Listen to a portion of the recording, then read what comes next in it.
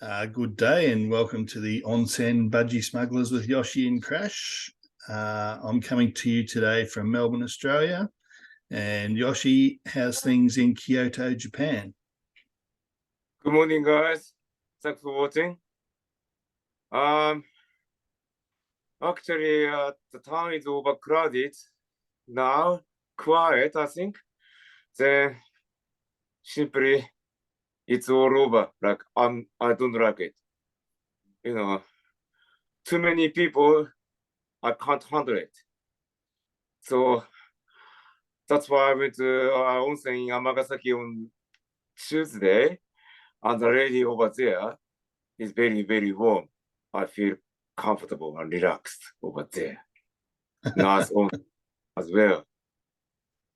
Yeah, well, I mean, it's very warm here in Melbourne, 38 degrees Celsius today. So it's going to be a hot Oh, one. yeah. Is it humid or dry? Well, it's been a little bit humid yesterday, but I think it's going to be dry today. Oh, that's good. Can you And handle then, 3? sorry. Can you handle with humid 3? Oh yeah, I can handle it, but I do prefer it to be dry. But but today I'll probably stay indoors and stay out of the heat as much as I can. And the thing about Melbourne is it doesn't stay hot for long, so I think it's going to be much cooler tomorrow. All right. What is the temperature tomorrow, like the weather forecast? I think it's like low 20s tomorrow, so a big change. Big change. Can you handle it? I can handle it. Oh, really? Oh, my goodness. And take a lot of water today, man. Yes. Yes. So what's been happening in Kyoto, mate? Once the border is open, many people coming to Kyoto, and kind of, it's hard to walk in the streets. I don't like it. I can't handle it.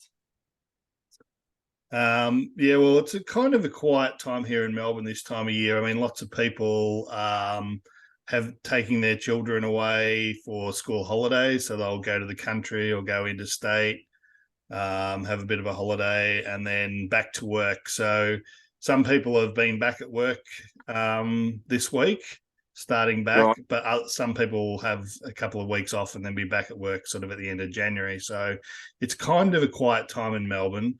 And normally the Australian Open tennis is sort of kicking off around this time, but they did push it back a little later when COVID was happening. So Melbourne will be quite busy towards the end of the month, I think, once the Australian Open is up and going.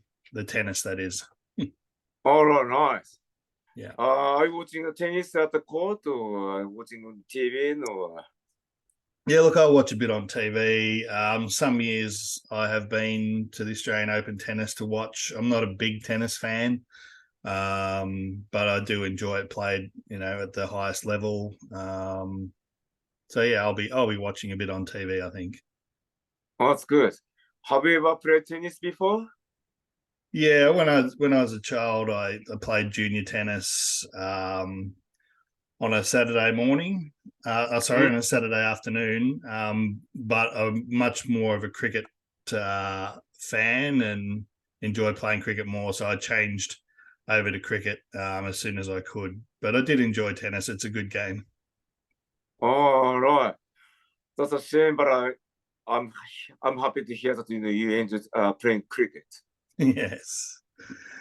Yeah, and loving cricket season at the moment. So the Test series between Australia and South Africa just wrapped up. Australia won that series 2-0, and they have what they call the Big Bash cricket here, which is 2020 cricket, which is I guess a shorter, more exciting form of the game, and that's on TV just about every night at the moment. So it's good times for me as a cricket fan. Oh, good. What's the name of the local cricket team for the Big Bash? So there's two teams in Melbourne: the Melbourne Stars and the Melbourne Renegades. And All right. the Renegades is the team that I follow. All right, nice. Are they playing tonight? I don't think they are playing tonight. I think tomorrow they'll be playing. Nice. And what time does a cricket match start? Well, generally for television purposes, the Big Bash they play at night, so they sort of start around 6:30, 7 p.m. They do Right. sometimes play double headers, so they'll play one early game, which might start at say 5:30, and because it's only a short game relatively, then they'll have another game sort of start around 8 o'clock, so they can have two games at night. But then on a weekend, they may also have one in the afternoon as well. So the starting Oh, times vary quite a bit. sure. How long does the game last for? So it's 20 overs a side. Theoretically, they can get through an over in about 3 minutes. So it's a little bit over an hour per innings and probably about 2.5 hours all up for a game. All right. Very short comparing Yeah. 5 days, all day. Yeah. Not like Test proper cricket where 5 days is what the test match goes for. Right. Yeah. So it's a bit like the American sports, baseball, that sort of thing, where they have a lot of music sort of going on in between balls and overs and that sort of thing, trying to be more entertaining for children and for the TV, Right. obviously. Yeah, like a quick entertainment for kids. Yeah. Right. Wow. Yeah. So, Yosh, Yeah. we've just had the new year tick over, and Happy New Year to you. Happy New Year to Crash. And we thought we'd talk a little about New Year's resolutions today. So maybe you can tell us what your New Year's resolutions are. Right. I've got a couple solutions. Maintain my physical and mental health conditions. First, be kind to myself. Get a better job in 3 months. Also, kick a goal at least on a free field. That's all. And they're all realistic goals, Josh, you think? You think you'll be able to tick them all off this year? Hope so, of course. It's really hard, especially getting a job. It's a really hard, But I have to achieve, Otherwise, my life is not going to improve. Well, kicking that goal could be the start of that mental health journey. So I'm sure that'll make you much happier. Do you think it might come from out of general play or from a set shot? Set shows, yeah. Not sure which is better. If I take a mark, then it's easy. But distance, of course, in a right distance, right direction, it's more important. Do you think? How do you think? I mean, it seems to be out of general play, although you might be under more pressure. Quite often you don't overthink it, and your just natural instincts kick in, and you're probably more likely to kick the goal. Right. If you're not in a difficult position, of course. Yeah, of course, yeah, right. Overthinking is my problem as well, actually. It's easy for me to overthink. That's a problem. Better to get used to under the pressure, I reckon, of course. Yeah. Some, like, on the free field, for example, Matt shouted at me, when I try to do a set shot, then he put me some pressure, but I have to overcome it. Yeah, absolutely. I think it's the same for everyone. As goal kicking from a set shot is finding your routine and making sure you can mentally focus and not be distracted and not overthink it. So, I mean, when I played, my tactic was to try and take the free kick as quickly as I could. So basically get back and then without thinking about it, just get and kick it and make it more instinctive. You understand, yeah. Max King, he struggled with the set shots, last year and the year before, and understand how he feels. He he felt much under the pressure. Yeah, it can cost your team big time, so it's good to get it right. Yeah. Yeah, What about the resolutions. Sorry, mate. sorry? Go Carry ahead, on. sorry. What are your New Year's resolutions, Mike?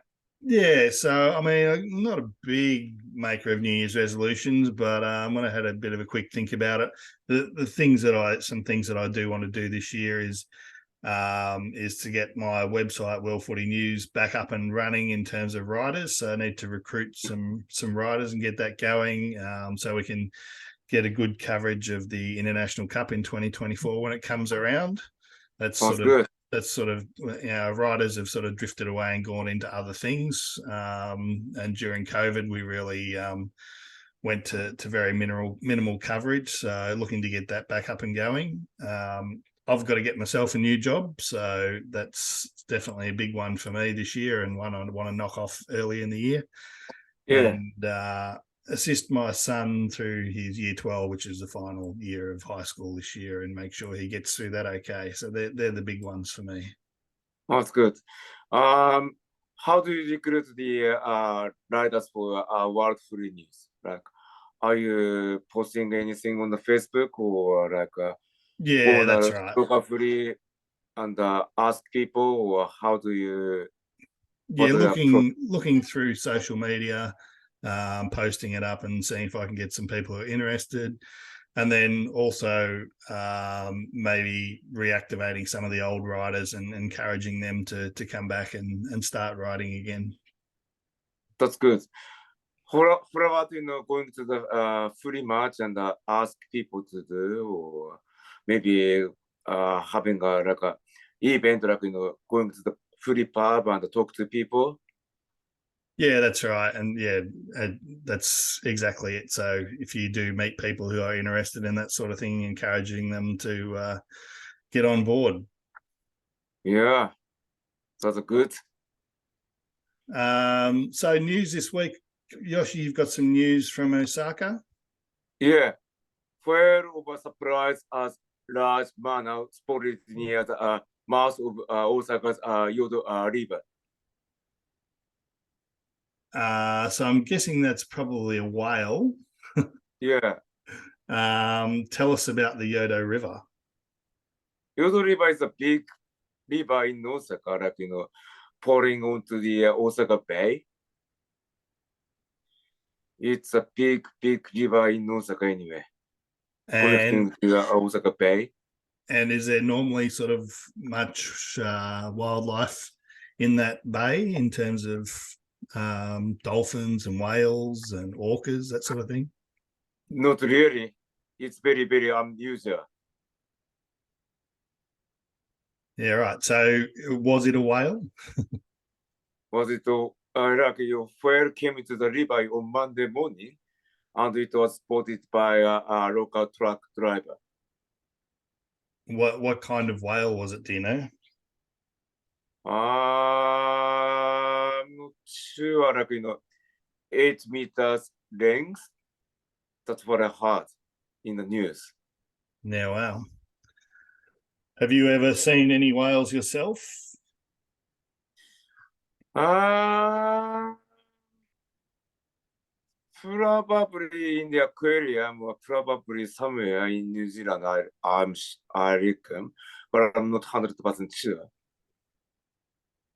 Yeah, I saw some recently down near Warrnambool, which is on the Yeah, west coast of the state of Victoria, and yeah, they actually have a viewing platform down there because the whales return there sort of pretty much every year and have calves. So there's a mother with a calf swimming around there, and actually was lucky enough to see two mothers with calves there this year. So that's good. it is great to see the big whales lobbing around out there in the water. Nice. How big was it? I guess they're about the size of a bus. Um, Yeah, I don't know, probably 8-10 meters, something like that. Right, right.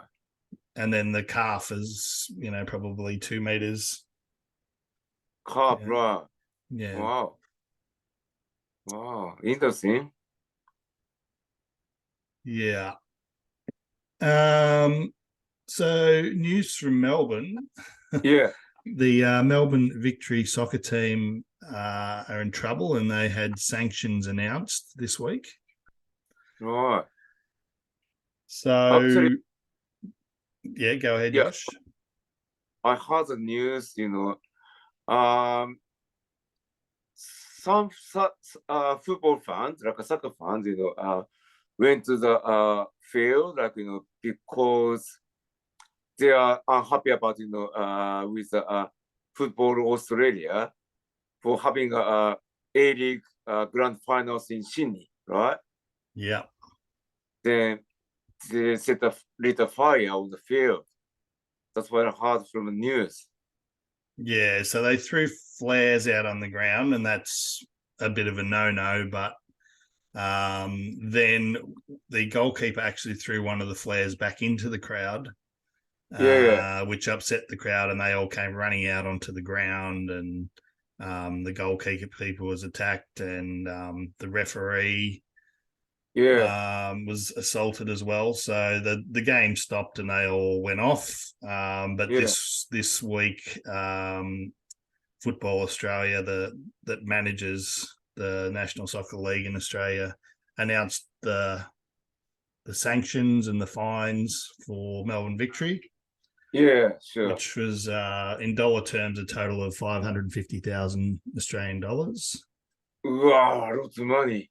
Yeah, absolutely. And then basically set out some sanctions that meant that the club will have to block off a number of sections of seating at their home ground, Mm, basically behind the goals. And mm. in some other areas, there's a number of supporters have received lifetime bans from going to the soccer. Yeah, of course, And yeah. then also there's like a 10-point suspended fine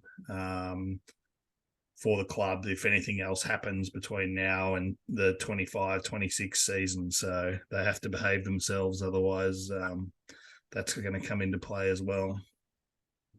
That's terrible, yeah. Understand. Like, are fines used for to repair the stadium, you say? Is a fine used for the repair like the cheats or goal post, anything? Yeah, I'm not sure where it'll go. Right. But it's anyway, so it's not good. No, not good at all. Why people just, disrupt the game? I can't understand. Yeah, Understand their, emotions, like, why there's a controversial decision making, yeah, it's pretty controversial, pretty selfish, really. And I guess it's one of those group things when you get enough people together who are emotional, they Yeah, can make some wrong decisions. yeah, no good. So moving to the other type of football, the Aussie rules football. Josh, what's happening Yeah. down at the Saints? Right. Key Saints, go back to training this week. Like injured players like Jack Hyde, Jack Billings, Josh Barrow, they all went back to training. And the boys, had a good training sessions from social media. I wish I could follow more Saints news, but I'm too busy. That's all. Well, they're only just back at training, so there's not much happening at this stage. Hawthorn were back at training as well, my team, and it's very Yeah. happy to see Tyler Brockman back at the club. So he's a young Indigenous player that was injured last year and went back to Western Australia for family reasons. And he's a very handy small forward. Has kicked Go. quite a few goals 2 seasons ago in the VFL.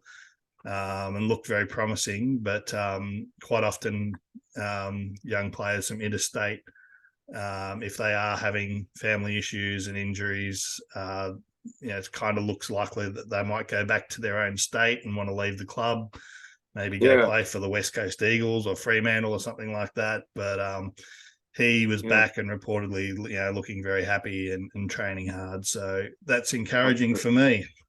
That's good. What causes his injury? I think it was a shoulder injury from memory. Oh, really? Oh, right. Like, what causes the shoulder injury in the AFL? Like, maybe like collision with a fellow player, or Yeah, do you generally know? collision with a player or collision with the ground. I mean, if you hit the ground heavily, you can dislocate or break a collarbone, or separate the joint in the shoulder. So there's all sorts of ways it can happen. Yeah, I understand. That's what happens with me last year as well. Yeah, But it's pretty hard to mark the ball when you got a crook shoulder, isn't it? yeah, that's why I had to leave the ground as soon as possible.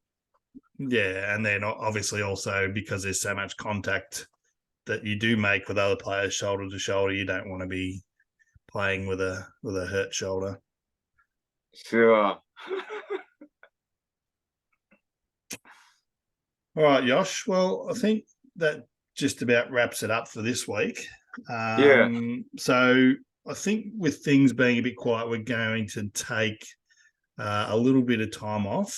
yeah, So we'll come back for a show on February the 18th yeah, in about a month's time.